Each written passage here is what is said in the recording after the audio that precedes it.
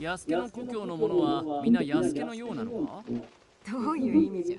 安家は戦場では勇ましいが、仲間には優しく、危険を恐れず立ち向かうじゃろう。安家のようなものは他にはおらんかもしれんな。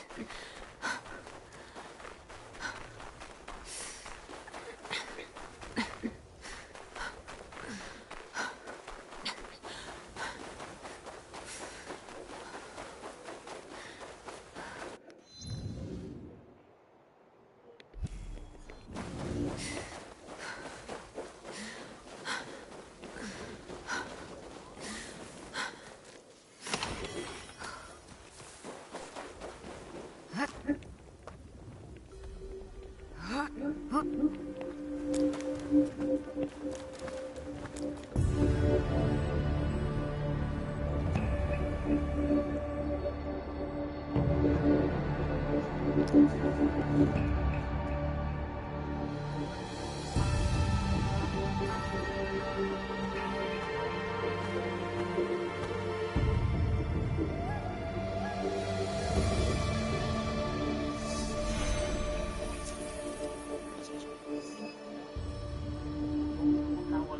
complete this composition, there's always a way within those familiar 6.1 that Giuseppe's running. So I've seen the success of that, where I think a lot of the field really do try to take this sort of composition and run with it, but it's just so hard when it also has a target on its back at the same time. Yeah, exactly that. You know, for example, when Zernia was going rampant in the competitive format, it actually did not go ahead and win the World Championships because there were all sorts of barriers to its success. So it'll be fascinating to see if Garrett Shadow comes out and does it this weekend.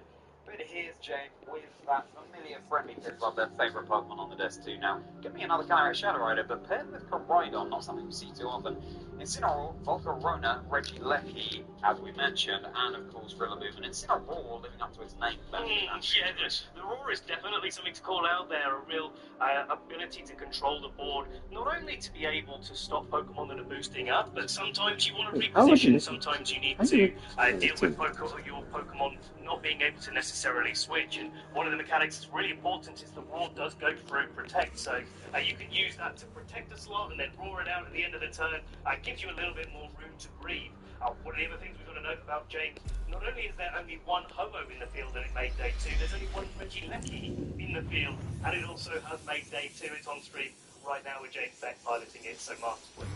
So I think we need to take a deeper dive into what this Regieleki is offering and why James has run with it this weekend. It is the fastest thing ever. Be that in Pokemon or otherwise, it is by far the fastest Pokemon available. You know what, Charlie, I think you give it a run for its money. Yeah, I do. Oh, that's really flattering there. Wow, yeah. Putting the bolted Usain Bolt with Regieleki here. Focus Sash, of course, meaning it's, you know, it's not the bulkiest of Pokemon, but can at least take one attack and stick around on the field. Virtual Rep meaning that you can then reduce the speed of the other Pokemon together, hopefully before you start this up. The other thing that it does really well is it can also outspeed Choice Scarf Pokemon, allowing Cameron Shadow Rider to be able to get Astral Barrage off where Jake really needed to. I do like where Regieleki's speed tier is so high, a lot of Pokemon that Choice Scarfs are targeting Pokemon like Cameron and maybe a little bit further ahead just to catch other Choice Scarf Pokemon off guard. Usually they don't run to that Regieleki speed tier, and I think it's a really clever way to approach the metagame where Choice Scarf Pokemon actually can be quite prevalent in the form. Now, of course, we've got to cover Tansy and NAIC, which is second place for Regieleki. Previous season, and there it is. The Calyrex Shadow Rider, really lovely here, and I think the pros on Giuseppe's side of the field are really going to come into play versus this Regieleki that can hit so quickly. Now we have a classic Calyrex mirror here, with both of them running the Life Orb, both of them running the Terra Dark. And so this speed control that Regieleki affords James maybe takes a little bit of pressure on his side of the field, where you can make sure that Giuseppe's Calyrex is not going first, and therefore not play those kind of speed-high interactions that most of our players really find quite difficult to navigate. That said, Giuseppe does have the take out in play, so can stop that Regieleki turn 1. That may give Calyrex on Giuseppe's side a chance at a nasty pop. In fact, it will take out Intimidate Calyrex. Have they made a massive already on the first turn of day 2? Which Calyrex is it? Showing the Terra Dark? Is it James or is it Giuseppe? This could get Giuseppe on the front. Who always going to be Giuseppe? No, I think Iris will get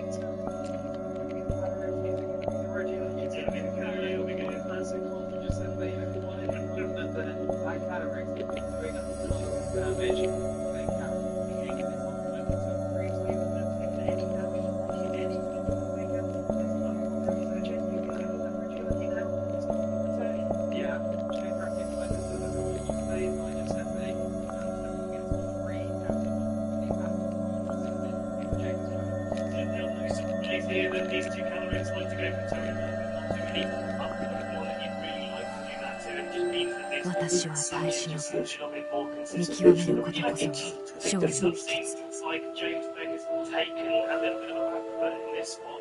Regieleki still has the focus Sash, and it still puts massive pressure onto Calyrex on Giuseppe's side. So even though the Astral Barrages are really only tickling each other here with their Terra Darks, and actually the extra damage from the Thunderbolt might actually be the difference maker in this spot where the hand is not necessarily going to get to Giuseppe, where 信長様亡き後、明智光秀が藤高殿の加勢を求められた時、どうかお聞き入れになられません。中兵は移り変わる。変わらぬものはゲート13のみじゃ。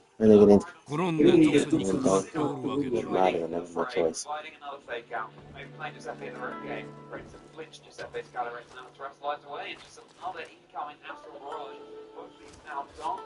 れはそう。その属性のそなたに頼みたいことだ。この義貞は我が藩の感情が多分になった。Yeah, bring them out of that now.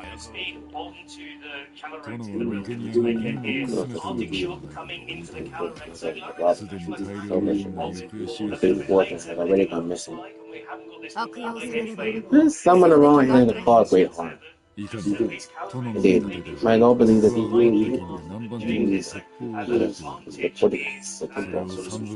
he said that bandits are people. 藤立殿のご心配、ごもっとも。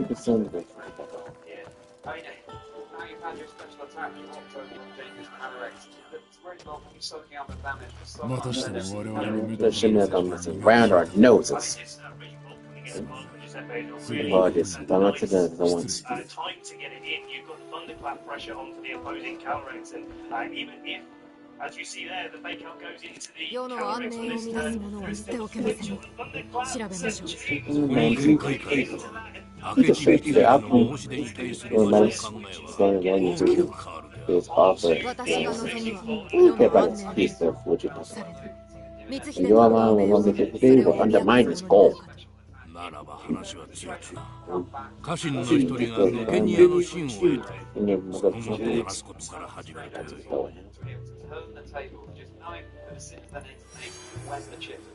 But you know, I've played Giuseppe plenty of times in the local UK events, and I've got to tell you that Giuseppe is no stranger to having these sort of comebacks as well, playing these more slow, more grindy games where you have to trade a little bit, you have to switch around a little bit, you have to get your position before going in for the final blow. Well, Calyrex not going to be taking any damage here, neither is Rage Fox, so just scouting out Jane might be going in for, of course, the fake out we saw on the previous turn, so mostly protection in this situation. Just like the Astral Barrage, maybe just have they trying to bait out a switch here that James could have gone for.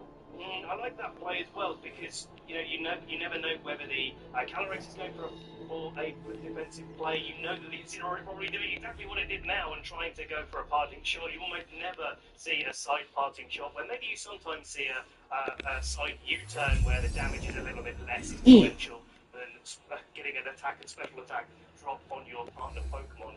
I think that looking at this play now, I'm just looking at the HP left on the Calyrex. It's only got one more attack in it before it goes down. I think that attack is going to be needed to try to knock out the Raging Bolt, but the Raging Bolt responds with a thunderclap. Goodbye and south. That is the Calyrex Shadow Rider, which will take Dark Rider down and out of the count. That is the first in this game. Now Calyrex can just have its side, can get off another Alpha Barrage, now will normally resist it. My lines are out, I'm going to be the top KO against Giuseppe, and I'm wondering now, though, with the special attack boost from the Calyrex, that's probably not going to make too much difference in this game state because the Regieleki that we know is in the black is easily capable of outspeeding and knocking out the Calyrex on Giuseppe's side. But this Volcarona, I think, is really interesting here coming in because while it can go for a quiver dance, it's fiery dancing, Giga Drain and its special attacking options. I'm not going to be able to knock out that Raging Bolt particularly quickly. Equally, nor is Raging Bolt going to be able to knock out Volcarona particularly quickly because of the special attack, special defense, and speed boosts that it gets. So this is a really tight mid-game here. I think it comes down to whether or not James can get the boosts that he needs before the Volcarona gets put through life. 襲われたものは Someone was ambushed. family's health. How much is it gonna? Oh, it's not on HP. And the leftovers means it will recover a little bit more. Thanks to that life chip damage, Pirates it down. I was going to say, Ben, that if it is the Zamazentalo impact, Giuseppe, at least the Volker and Amanda got pretty well into it, but it's also a 藤田君の歌詞に巻き込まれたか。血はまだ Giuseppe to make, but I think it's the right call to make because you know that your Calyrex is under pressure. But if James gives you even an inch, you get to take a mile in this spot, and you really do need to, when you're sort of up against the wall against one of those Pokemon that can really start to boost up and put pressure, you've really got to strike hard and strike first before it can get those boosts up. Yeah, and it's normally Reggie Leopard that's striking hard to strike first, but here it's Giuseppe swept the floor against James Bay. But we do have another game. James will have to win this one to then take us to a game 3. But if Giuseppe wins this next one, then they are claiming the set here. James will go down to a 7-2 record, and every win really counts here. Try and secure your spot in on the cup. 隠れるにはうってつけの場所じゃん。 It's very clear that Giuseppe was comfortable to take some risks in the early game, certainly with the Calyrex speed interactions between the two of them. I think Giuseppe felt probably a bit more comfortable than usual to take those risks, knowing that if it didn't go quite the way that he wanted to, he had something in the back that was able to really come to the fore. So I really like the way that Giuseppe played it, but thinking about James's position going into game 2, it's hard to say at this level of competition. I'm not sitting there at the desk, right? But it does feel like James does need to press the advantage a little bit more, play that a little bit more aggressively, not give Giuseppe the same space that he had to just attack in game 1, and maybe a little bit of an adjustment to play there, maybe even bringing the Volcarona slightly earlier in the game to get those boosts up could be an option for him to play this game 2. That gives us a good time for James to beat Calyrex and Incineroar staring each other down from across the field.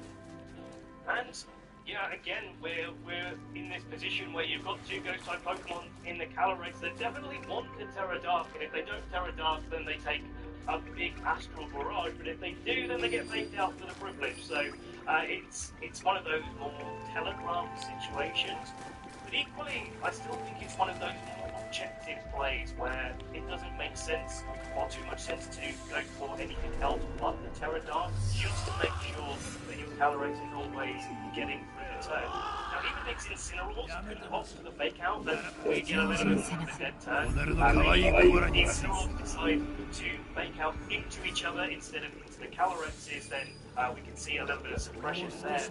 Also, the option for either of these players to just click the parting shot button and start to whittle down the power of their opposing restricted Pokemon, rather than to just go for the fake out and suppress the system. Both of these trainers very happy to run that volatile early ball stage on the double Calyrex Shadow Rider. Now we've got Brett here with Incineroar. Fake out this time onto Giuseppe's Calyrex. Oh my goodness me, it looks like Giuseppe is just inside James' head here. Yeah, it's going to be resisted, but look at that. The Incineroar Calyrex was down to about 50% HP, but now a nasty block going out from James' side of the field. Okay, so you've got your special attack battle. What's that Calyrex can do? I think this is one of those difficult situations now for Giuseppe where, yes, you've got the early damage, but the Helping Hand Astral Barrage into a Terra Dark Calyrex wasn't enough for the guaranteed 2-hit knockout, and with that Regieleki in the back, I think there's a real risk for Giuseppe that James can find a way to position the Incineroar, position the Calyrex next to the Regieleki, get the speed control on the board, but then follow up with these 2+ Life Orb Astral Barrages. We are really stepping on the gas here, trainers. Now time to responding. Terra Dark on the other Calyrex Shadow Rider here. Another Helping Hand could very much be online. There it is, it's Giuseppe's Calyrex now. Giuseppe looking for a higher藤田殿の内々の動きに溺れておったのか。この男を捕らえて殺すなどたやすかったであろうな。So yeah, I could well be that if we found James, that free switch is right, Regieleki, like you said. Oh, but it's not rare time to want a Pokemon PK, anyway, the party got Incineroar's going out one way or the other, right? He's either getting knocked out, but then you put the Calyrex in a position where you can go for those Electro Webs with Regieleki and then follow it up with the Astral Barrage. Or your Incineroar goes down, they get a boost in it. But yeah, it doesn't really matter because you're going to be aiming to take the knockout from the Calyrex regardless. Now, it's Regieleki coming in, of course, you're threatening that big Electro Wave, reducing speed over on Giuseppe's side of the field, but with the plus 2 on the Calyrex, Shadow Rider into 2 Dark-type Pokemon, they're probably not doing me a KO there. And so then the Regieleki is so vulnerable, they have to focus Slash, but they're potentially not getting the mileage that they want. So you think this is a little bit of a call as well, where you can go for a Thunderbolt and a Astral Barrage that's probably enough to knock out the Incineroar, which would work if Giuseppe, like they have gone for the Protect, but if they didn't go for the Protect, it's a really difficult call to make, but James making it here. Thunderbolt into the Incineroar, the Astral Barrage follow-up. Now, whether this Incineroar going to be taking this at plus 2, Incineroar's going to be traded oh so many different ways. Let's see how Giuseppe is led into this one. The Incineroar's picking on with 18. That's a really, really good bulk. I think Giuseppe is going to be very happy with the way that he's traded Incineroar coming in here against the parting shot out, and that might be the difference maker here between either knocking out the Calyrex Shadow Rider next turn or not. Now, Raging Bolt and Overpop once more looking back, so Giuseppe decided that those Aventic is not the breaking in this situation. Raging Bolt is a nice counter to the Regieleki on James' side of the field that only has electric type moves. Yeah, like, I'm also wondering whether or not Calyrex on James' side is in Thunderclap range here. I'd be inclined to say no. Looking at the amount of damage that James's Calyrex has already taken from Astral Barrages already, but sometimes where there's a Thunderclap, there's a way.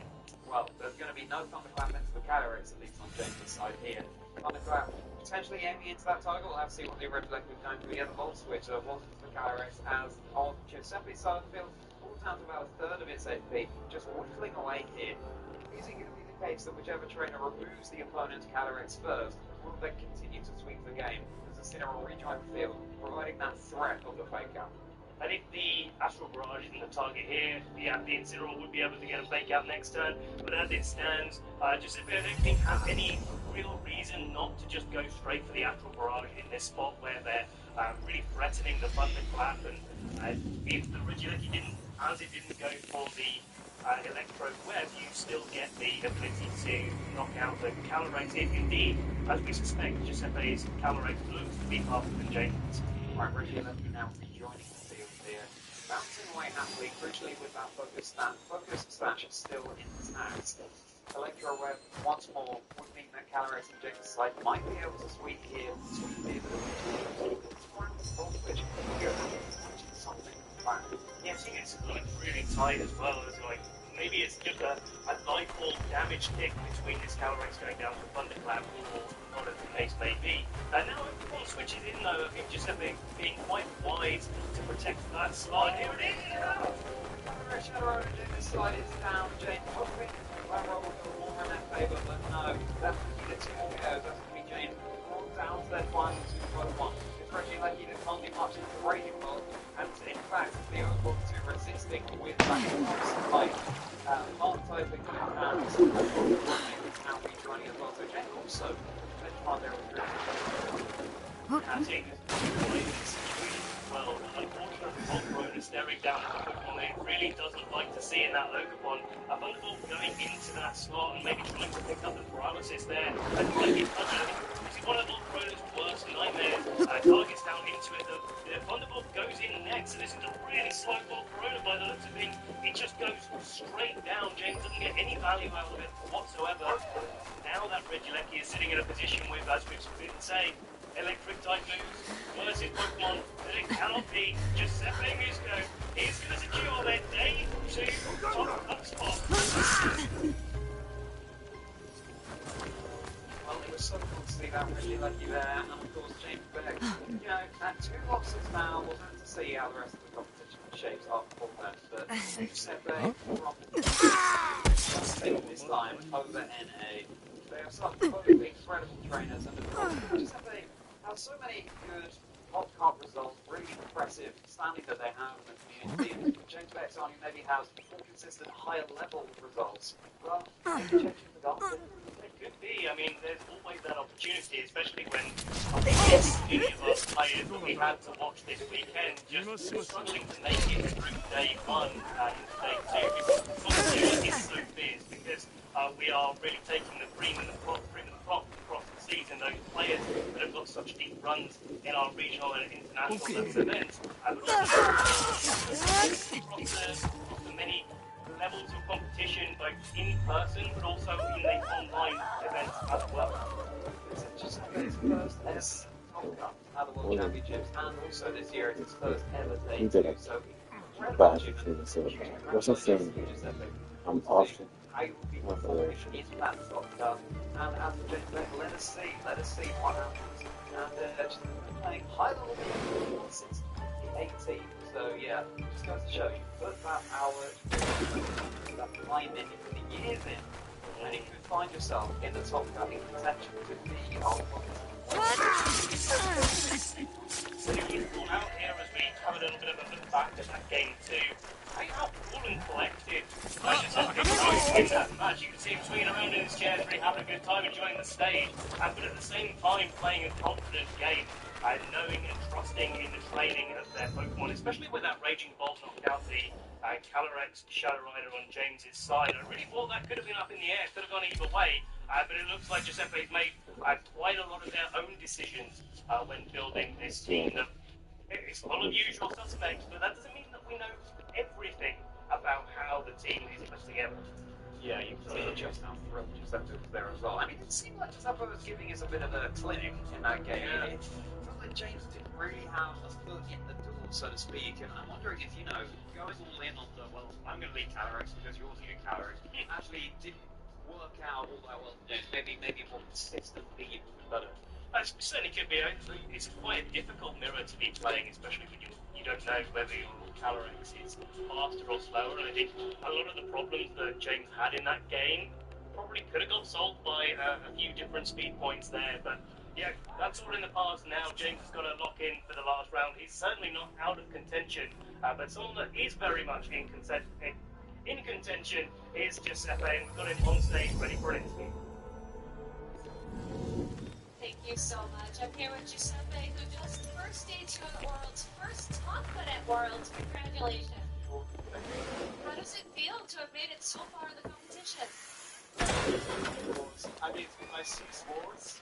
First time making a tournament, first time making a cup. So, I mean, I'm really more I'm really coming through. Do you think you did anything different this time around to prepare for this world that has given you this success? No, it's been more about this season here because the team very consistent, like made 8 tournaments on the season, and I learned how to be more focused during tournaments, how to prepare better. I don't know when, but yeah, changed me like that. This seal is worth nothing.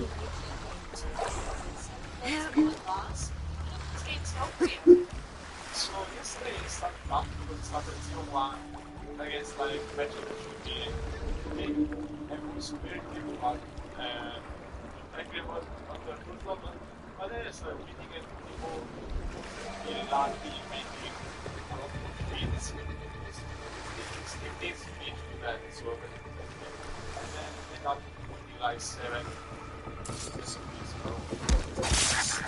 That is pretty good. Did you prepare it all last night for today of the competition? Because I knew that things were going to be out today or last night, so I started to prepare like as soon as I saw the first matchup. これで一人の一人減った。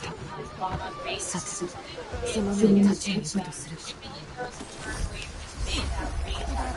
抜け殻の棟梁を見つけねば、ここで何もかも終わらせる。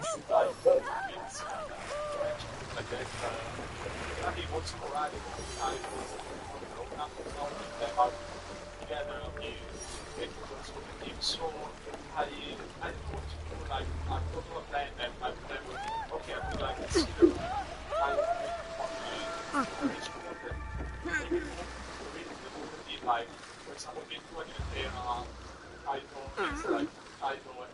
zero could like one-shot it.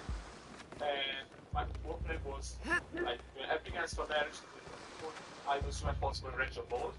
I knew that his ult was weak to both after cutting down, so it was my plan. It actually worked out. Let's say. Yeah, it was a very good plan, and the fact that your Raging Bolt really was a staple of the team was really exciting. Has it been the staple of your team for the rest of the competition, or is there a different Pokemon you'd call your, like, most valuable Pokemon in Duo? Yeah, actually, Raging Bolt card was maybe I mean, not the weakest on the team, but the one you brought in the last matchup. I mean, all of the bonds have been valuable, but to say, as a non-restricted Pokemon, Ogre has been really good, because it can be like third to with this team, like when there's a lot of damage, they have discoverable Corona and like ones that are dangerous for my team, yeah. Awesome. Well, thank you so much, Giuseppe. Do you have any shout-outs you want to give to anybody at home? Yeah, shout out to my friend Push, shout out to Sarah, my friends, and to the guys who have been prepared for the tournament, Marco, Steka, Ruben, and Genius as well. Shout out to my family who's watching me right now, so yeah. Thank you so much, and best of luck in the final round of Swiss and in Top Gun. If you're going to want to watch today's one, you'll have to stay tuned because we'll be taking a short break, but we'll be back with more of the competition right after that.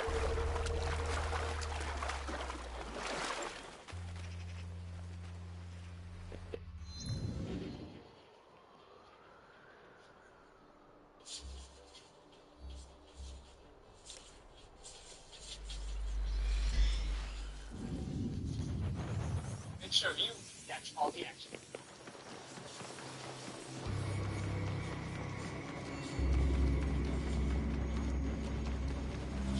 Catch all the battles.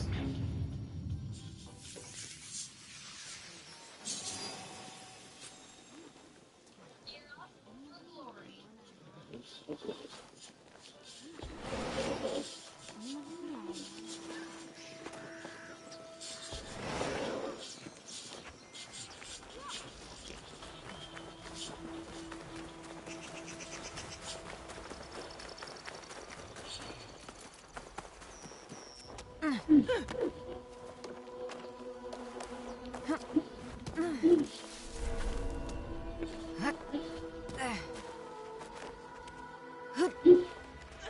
慎重に警戒された。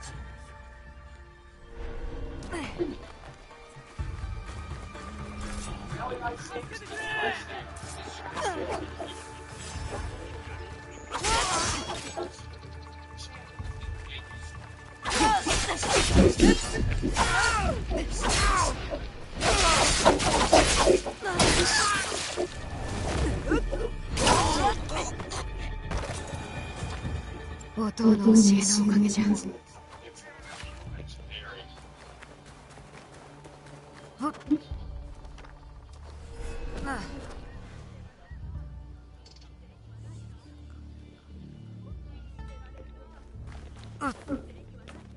Hey there, traders. Jim Lawson here at the Anaheim Convention Center. We're here for Pokemon World 2025. As you can see, there are tons of great events here at the venue. And our goal is to bring you, the viewing audience, as close as possible to all the great events. Where are we now? We are at the Toyota Engineering Society Maridon project. And as you can see, we have a life-size Maridon currently in dry form. Pokemon actually teamed up with Toyota to demonstrate to the children of today that the power of imagination can influence the world of tomorrow. We have trainers lined up all over here to maybe see, will this Maridon change forms? We'll have to make sure that we check back later to see, but for now, let's get back to the battles. Hey there, Pokemon trainers. Gabby Snyder here with the one and only host of the Gotta Catch 'Em All game show, Brian David Gilbert. Welcome to the Pokemon World Championships. Thank you very much. It is an honor to be here. It is overwhelming in the best ways. What has been the most overwhelming part of it? Truly just kind of absorbing the amount of exhibits I can go look at, and also figuring out just how much of my budget I should go over, which I've already gone over, but I think I can go over it more, because there's some really cool stuff. 이사도 말이 All right, 앞에 well, if you figure 되네. that out, let me know. But, as the host of the Gotta Catch 'em All game show, I gotta ask you about your Pokemon history, because you asked your contestants about Pokemon, so I'm gonna flip the tables. Please. How did you first discover Pokemon? It feels like it's just always been there in my life, but also I was thinking about it, like, I do remember a very important Pokemon memory for me is my sister and I, like, watching over the shoulder of my older brother as he was playing Pokemon Red on his Game Boy, and just, like, I'm pretty sure there are photos of us doing this. I definitely remember my brother getting very upset with us for, like, sticking our heads way too far over his shoulder, but that was such an important memory to me as a kid. And since then, I've just been playing the games, cards, everything. Do you have a Pokemon that you consider your first partner Pokemon? It's tough to say because most people know that I love Tangela so very much, but my first love was Arcanine. Arcanine was like one that I loved so much. I've always been a Squirtle guy for first partner Pokemon. When it comes to like truly first partner, I will never give away a Squirtle. Squirtle's my most important Pokemon there. But it changes as I grow. I think that that's an important thing in Pokemon, is that it grows with you as you mature. Exactly. I love that. I love that. Do you have a favorite game in the Pokemon series? The hipster in me wants to say Pokemon Stadium because I will enjoy any of you at the Cypher Pincer game where you're chopping the logs. That's so awesome. And again, this is an open call. Any competitors, there should be a world championship for just that specific mini game because I will destroy you in that one. They're usually over in side events, by the way, so we can get set up there later. So how do you prepare for an episode of the game show? Very good question. Just 36 straight hours of heavy meditation. Just getting into the correct mind space. Followed by intense, like, diction tongue twister. The Tyrant and the Tyro tied at the tournaments just over and over and over again, making sure that I can really pronounce everything. Making sure I can pronounce. I haven't finished my diction tongue twisters just yet, so wait for that tomorrow. I was going to say, you have until Saturday to get warmed up, so you have plenty of time. Until Saturday, it'll work out great. And do you have any other, like, physical warm-ups that you do, or is it all a mental thing? It's predominantly mental, but, I'm always getting those, just in case I need to run on stage, I'm ready to go. Right now. This is the first time it's in person. It is the first time, and I'm very excited about that. I think the audience's energy is going to be all of the audience knows me. None of my contestants do.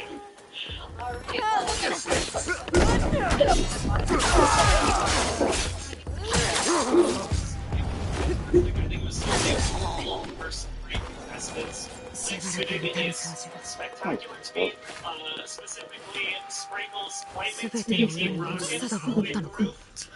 抜け宮が藤高殿の動きを知っておったわけだ。藤高殿に伝えねばな。Did you just not tell me about this thing?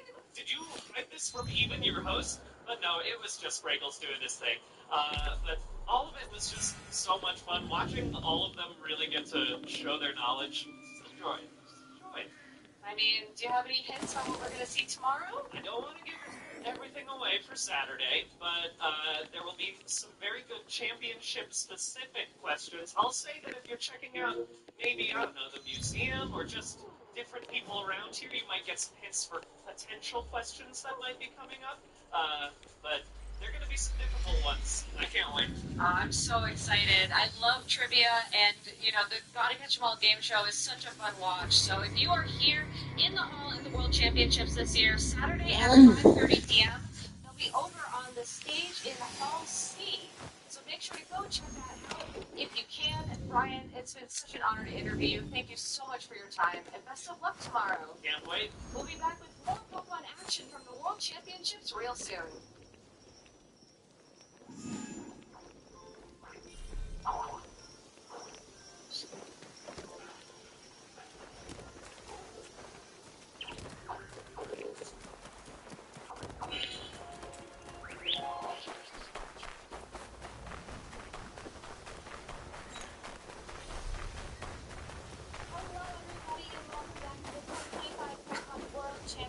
Here in the sunny and beautiful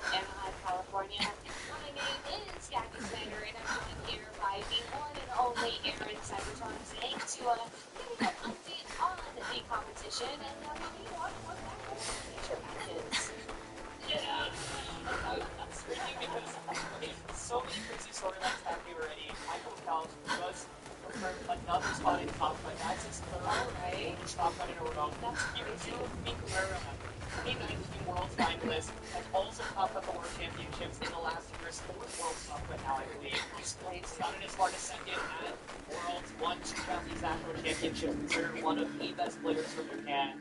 And I believe Wolflip actually just got eliminated. Oh no. 抜け庭に対処しました。背後にいた明智が南蛮人から鉄砲を送っておりました。戦としはゲゼるが悪事には疎くてな。わしには分かりそうもない。それだけではありません。黒幕は藤高殿の家臣のものでした。義貞何かの間違いであろう。藤高殿の身の回りを仕切る者ならば盗めはたやすい。話が大きすぎる。確たる証拠なしには捉えられぬぞ。嘘で我が一族を陥れるつもりではなかろうな。では証拠をお持ちします。間違いであれば誰かの首が取り吉沢直筆の口書き状。これならば証拠になろう。Try and get an interview later if I can, but to give another update, to check my notes, I swear I'm not texting.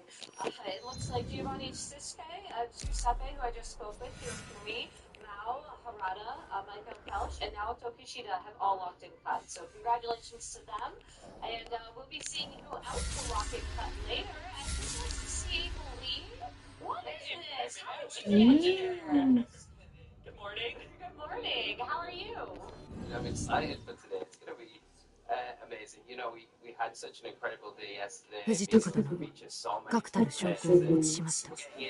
義貞は死にましたが、その口書きをここに。そなたの過ちを願ったわしがおるか。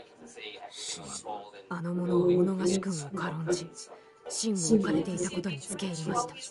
わしも裏切られたか。野心を抱く裏切り者にはほとほとやけやさすがよ。